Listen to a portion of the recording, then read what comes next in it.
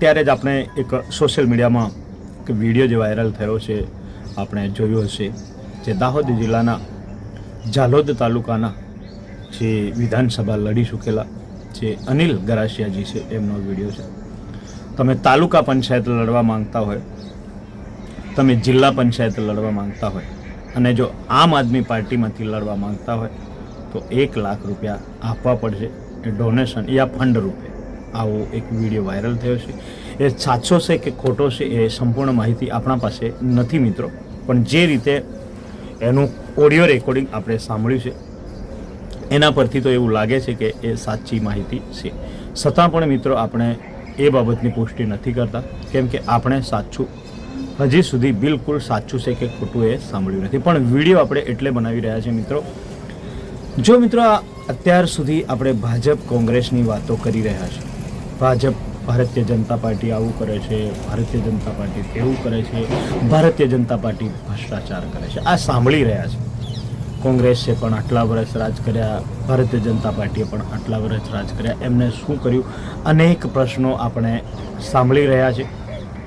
ત્યારે મિત્રો હવે એક આમ આદમી પાર્ટી જે આવી છે એના પર ઘણા લોકો, એટલે ખાસ કરીને સૈતર વસાવાજીના લીધે આદિવાસી પટ્ટા પર ખૂબ જ મહત્ત્વપૂર્ણ આ પાર્ટી બની ગઈ છે. સૈતર વસાવાજી પણ ખૂબ મહત્ત્વપૂર્ણ લોકપ્રિય નેતા બની ગયા છે. ત્યારે એક આમ આદમી પાર્ટી પર લગાતાર લોકો વિશ્વાસ કરી રહ્યા છે, આમ આદમી પાર્ટી સાથે લગાતાર લોકો જોડાઈ પણ રહ્યા છે. પણ મિત્રો આવી રીતે જો ડોનેશન યા ફંડ માંગશે ટિકિટ માટે તો આ પાર્ટી પણ કઈ રીતે ચાલશે? આ પાર્ટી આમ આદમી પાર્ટી પર ભરોસો લોકો કઈ રીતે કરશે? આમ આદમી પાર્ટી એટલે કે ગરીબોની પાર્ટી, સામાન્ય વ્યક્તિની પાર્ટી, એવી ચર્ચાઓ થાય છે, એવી વાતો તો થાય છે મિત્રો, પણ શું આ ખરેખર હશે આવું? ટિકિટ લેવા માટે પણ લાખ રૂપિયા આપવા પડતા હશે? આપણને સંપૂર્ણ માહિતી નથી મિત્રો, પણ જે રીતે ઓડિયો વાયરલ થયો છે તે સચિન ડામોર કરીને કોઈક જે કાર્યકર્તા છે, આમ આદમી પાર્ટીના કાર્યકર્તા છે, એમને ટિકિટ માટે કંઈક ફોન કર્યો છે અને એ બાબતને લઈને સંપૂર્ણ ચર્ચા આપણે આ વિડીયોમાં જોઈ છે મિત્રો.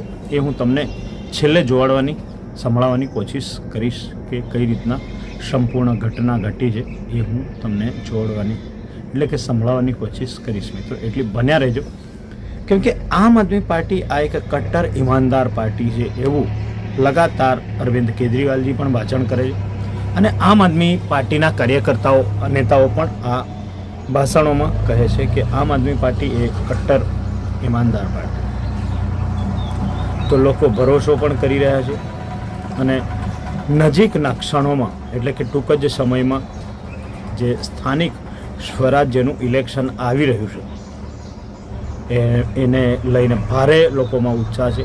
લોકો રાહ જોઈ રહ્યા છે કે સ્થાનિક સ્વરાજ્યનું ઇલેક્શન આવી રહ્યું છે, ત્યાં કોની બોડી બનશે, તાલુકા પંચાયત કોણ જીતે, જિલ્લા પંચાયત કોણ જીતે, કયા ગામમાં કોને ટિકિટ મળશે, આમ આદમીના પાર્ટીના ઉમેદવાર કોણ હશે, ભારતીય જનતા પાર્ટીના ઉમેદવાર કોણ હશે, કોંગ્રેસ પાર્ટીના ઉમેદવાર કોણ હશે, એ લઈને ખૂબ જ ઉત્સાહજનક માહોલ જોવાઈ રહ્યો છે.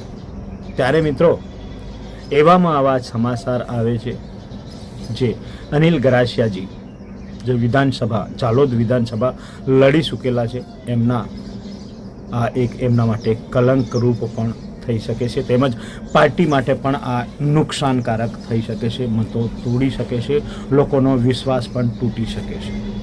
એટલે આ પ્રકરણને લઈને મિત્રો ઘણું બધી સોચ વિચારણા આપણે કરી છે કે શું ખરેખર આ હશે? જો ફંડ લેવામાં આવતો હશે, ઓડિયો રેકોર્ડ તો આપણે સાંભળ્યો છે, શું આ સાચું અને હકીકત હશે? આ એક પ્રશ્ન જ છે, હજુ સુધી એનું નિરાકરણ આવ્યું નથી. પણ મિત્રો ખાસ કરીને દિવસે ને દિવસે આમ આદમી પાર્ટીની લોકપ્રિયતા તો વધતી જ જઈ રહી છે, એમાં કોઈ બેમત નથી. ગુજરાતમાં ભારે ઉત્સાહજનક પરિવર્તન સર્જાય તેવું પણ જણાઈ રહ્યું છે આ સભાઓને લઈને. અત્યારે જ એક સભા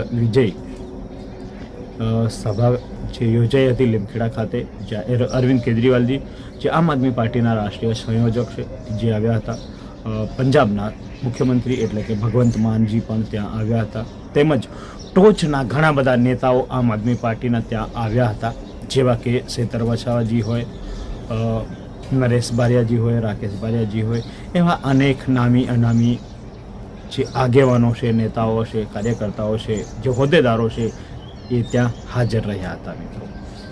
અનેક શિક્ષણને લઈને પ્રશ્નો થયા, વીજળીને લઈને ત્યાં વાતો થઈ, ઘણી બધી આપણા ગરીબોને લઈને ચર્ચાઓ થઈ, આદિવાસીઓના મુદ્દાઓ પર સવાલો થયા, આદિવાસીઓને લઈને પણ ખૂબ ભાષણ થયું. એટલે લોકો વધુને વધુ જોડાઈ રહ્યા છે, લોકોમાં વધુને વધુ ઉત્સાહ પણ જણાઈ રહ્યો છે મિત્રો. તો શું આમ આદમી પાર્ટીને જે આ અત્યારે જે કિસ્સો સામે આવ્યો છે, જે ફંડની ઉઘરાણી કરવામાં આવે છે, એ કિસ્સાને લઈને તમારું શું કહેવું છે? આના કારણે આમ આદમી પાર્ટીમાં કોઈ ફરક પડશે? આમ આદમી પાર્ટીને ફટકો પડશે? આમ આદમી પાર્ટીમાં પરથી લોકોનો વિશ્વાસ ઉઠી જશે?